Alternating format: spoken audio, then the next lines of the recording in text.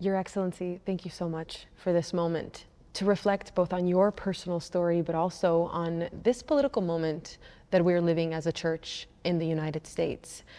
Knowing your story, the 3 times that you attempted to cross the border, that final crossing and arrival with your sister in Los Angeles, and your personal desire to become a priest, how does that journey affect how you see the dialogue or difficult crisis that we're seeing today with immigrants and migrants? Well, first of all, I don't feel proud that I crossed the border without documents, but it is a testimony that many people cross the border with good intentions. And I will say that that is very important because these days, I mean, people are just treated like criminals, but not everybody comes here with the intention of do harm.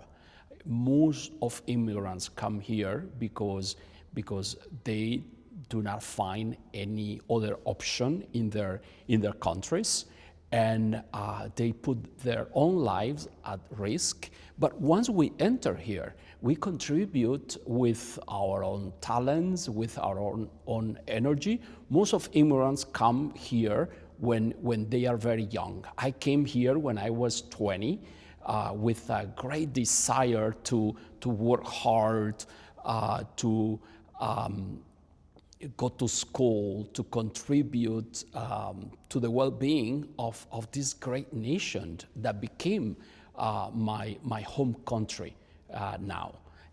So it is a journey, sometimes marked by a lot of uncertainty, fear, but also with hope. I guess one of the things that immigrants bring to this nation is hope and the desire to work hard, to make a living, but also to contribute to make society better through our own contributions. And so it was not easy, but here we are. Trying to do our best, and this is, I would say, my own story is the story of many people. I'm not unique, and so many people, so many immigrants contributing in different ways to make the United States a great nation. Cardinal Gregory, in your Episcopal ordination, when he gave the homily, he spoke of your closeness to those who know hard work, unfair wages, necessary work, anything possible to be able to make a day's living. How do you feel when you hear the stories of those who are characterized in a negative way rather than doubling down on this desire to work? Well, as most immigrants do, I did janitorial work, I did construction, painting, youth ministry, you name it.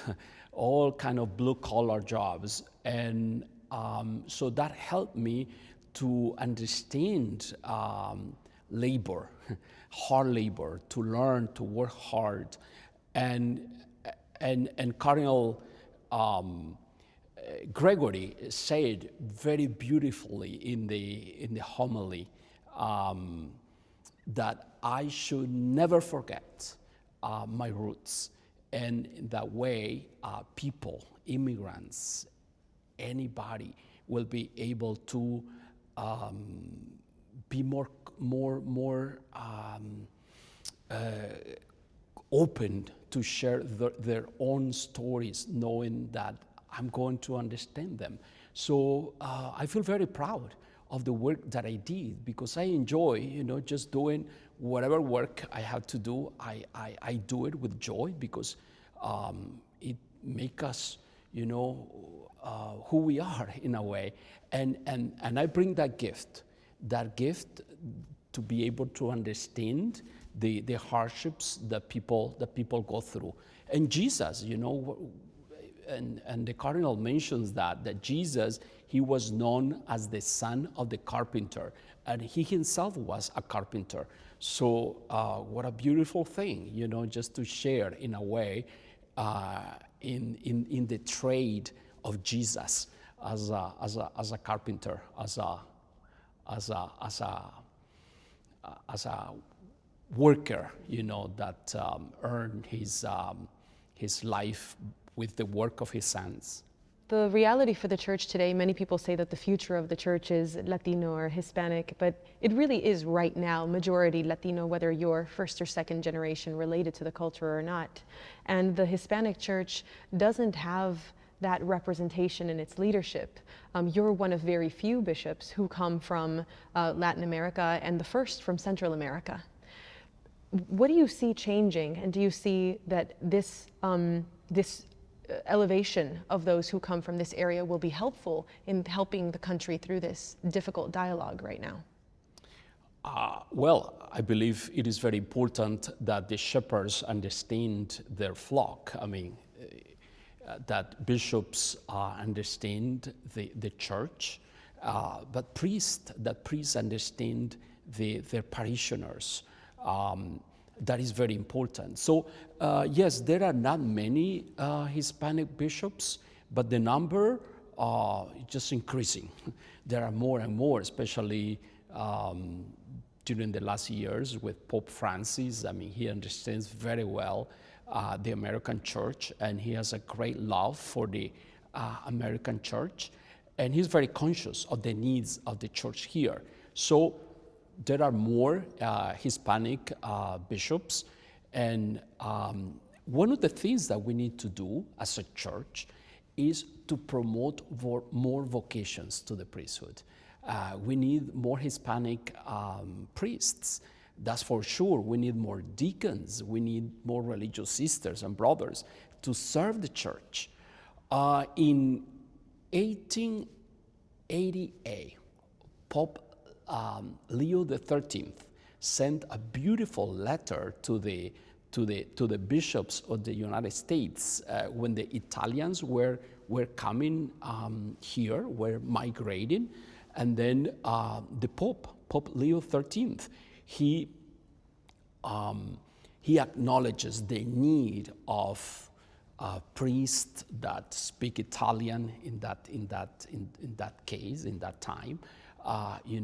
So to care for the people. So it is something that the Pope has always been very conscious about, the needs of the church, the local church, and then the priests, the bishops, do what they can to learn the language and to learn the culture, even though if they are not from a particular race or language, but there are many bishops and many priests that are not Latinos, are not Hispanics, but they are learning the language to serve everybody. You mentioned the Holy Father, and he recently sent a letter specifically to you and your brother bishops, and he asked you to remember human dignity in the issue of immigration, and especially associated with the political climate today.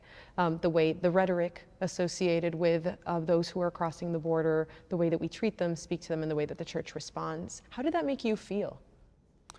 I'm very thankful for that letter, because it is a beautiful expression of closeness, cercanía, of our universal shepherd to us who are trying to be pastors, to be shepherds of our flock entrusted to us. So first of all, I mean, we can feel how close the Holy Father is and how much he understands the issues of the church here. He speaks as a pastor to pastors, and that is the beauty of the letter.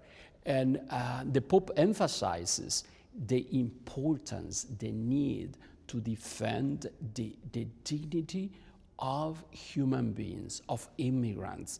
And I will say that that's the central message of the letter. First of all, letting us know that he understands very well the situation that the church and that American society is going right now.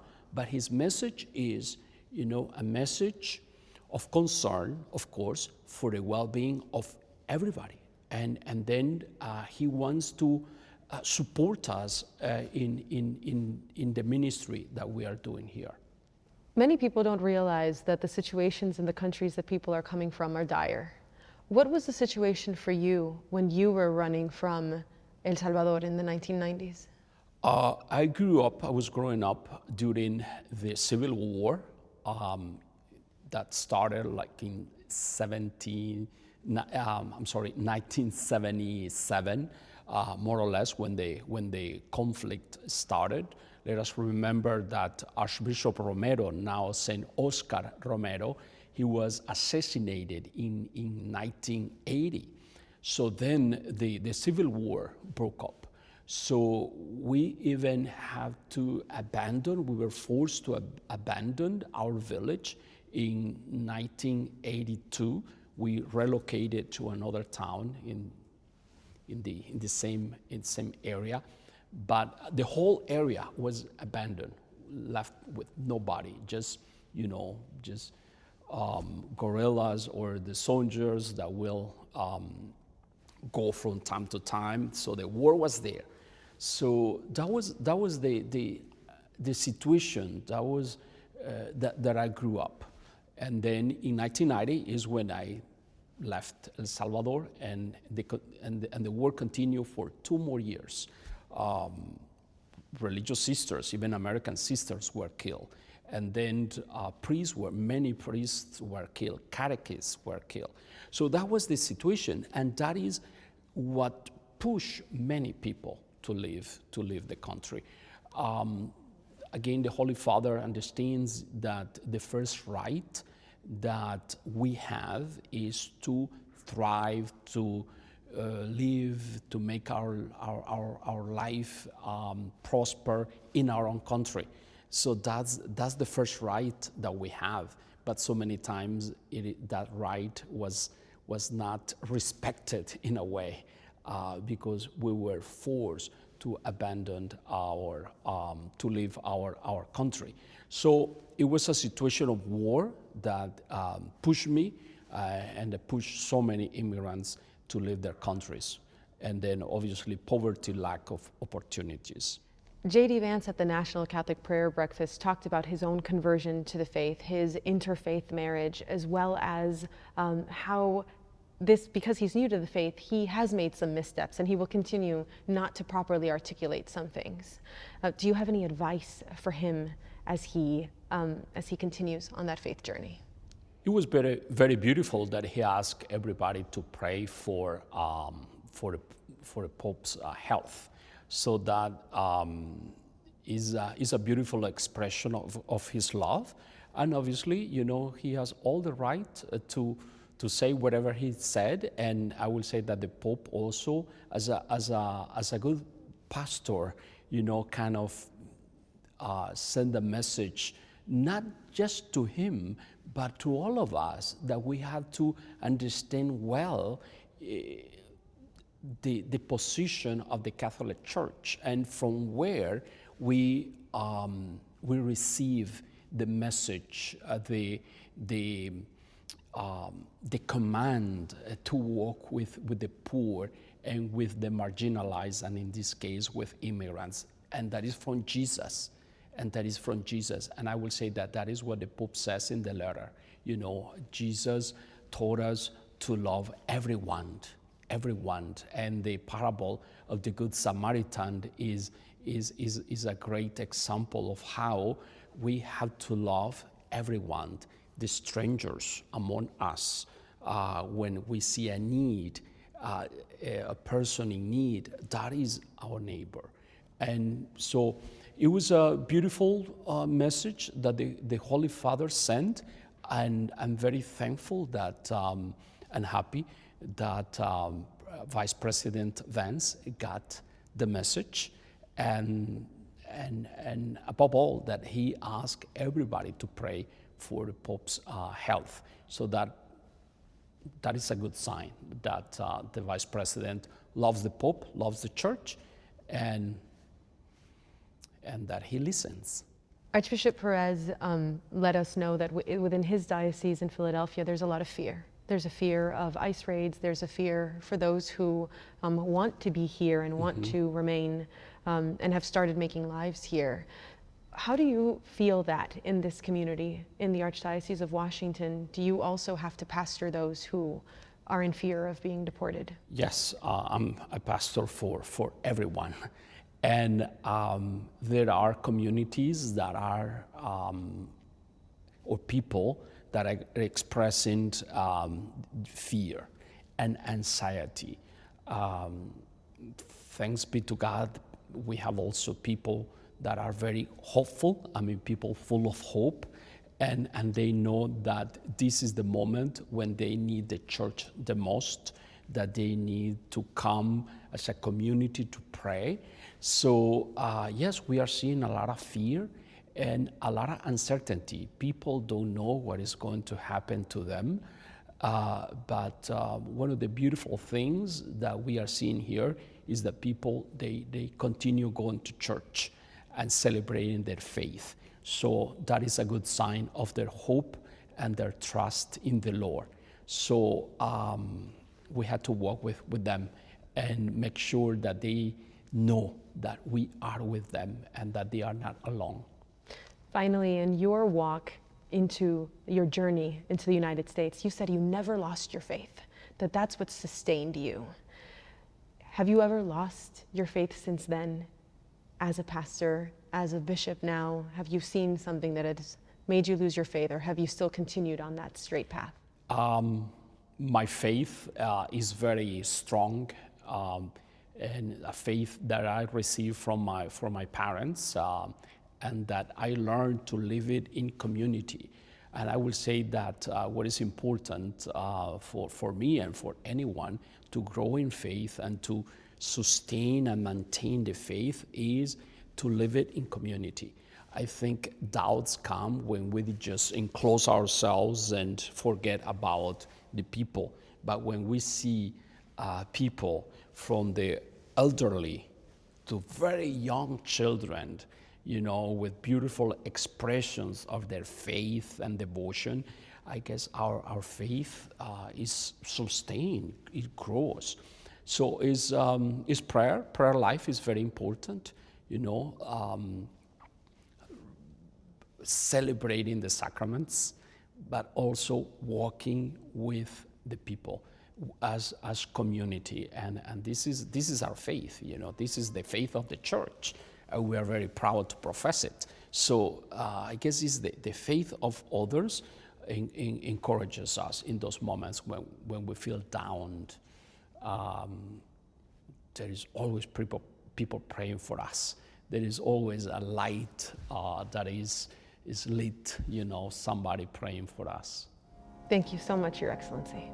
Thank you.